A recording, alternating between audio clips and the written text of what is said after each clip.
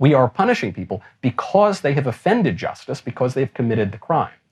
And I don't see any reason to believe that this means we can give them a parking ticket, but we can't possibly enact capital punishment.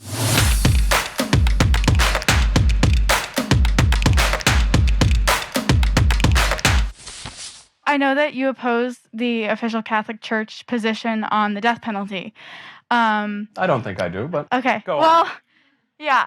So I'm against the death penalty, as I think that is the current position of the Catholic Church, as Pope John Paul II also has some great wisdom on that topic. So I was just wondering if you could talk about that for a little bit. Pope St. John Paul II never said that it is somehow wrong for a Catholic to support the death penalty. Neither did Pope Benedict XVI.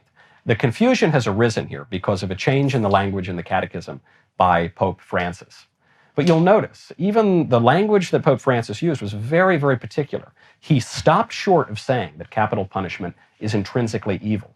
He can't say that capital punishment is intrinsically evil because it is defended not just by the great saints and doctors of the Church, not only because it was practiced by great popes, some of whom have been beatified. I'm thinking of Blessed Pope Pius IX, who took care of a fair share of criminals with capital punishment in the Papal States. But it's also defended explicitly in the Bible. It's defended explicitly in the writings of St. Paul, among other places. So the Church can never say that it is at all times always intrinsically evil to pursue capital punishment. Now, there were some statements made by Pope St. John Paul II, who said that as a prudential matter, really capital punishment should not be carried out all that often, but it's still legitimate. And Pope Benedict XVI, I think, put it very well and very diplomatically and very clearly, which unfortunately there seems to be a lack of clarity often in this pontificate. But Benedict put it very clearly when he said that Catholics can have a legitimate difference of opinion on the matter of capital punishment. I support capital punishment, along with Blessed Pope Pius IX. I've never carried one out like he did, but I support it because I think we've lost a real sense of justice. Your question is excellent because it gets to the heart of our topic tonight. What is justice? And what do we mean by a criminal justice system? There are three purposes of criminal justice.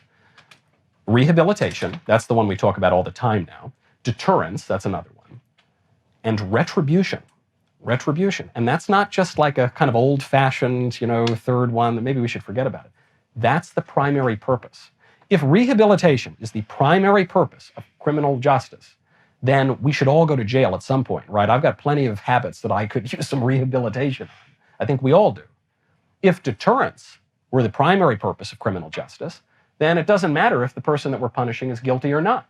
We're just trying to make an example of somebody, right? We're just trying to deter other people from committing a crime. Retribution. That is the primary purpose. We are punishing people because they have offended justice, because they've committed the crime.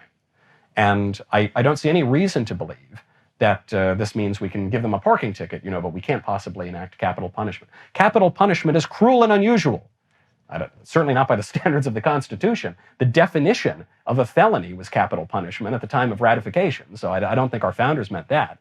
You might say that life imprisonment would be cruel and unusual punishment, certainly by the lights of the Constitution. So I think there's a good argument to abolish life in prison and replace it with a swifter death penalty process. I think there's a good argument to be made that the death penalty is unevenly carried out, very rarely carried out at all. People languishing on death row for 30 years, I don't think that's particularly just. But I don't think that the state holds the sword in vain to get back to the biblical basis of some of these issues.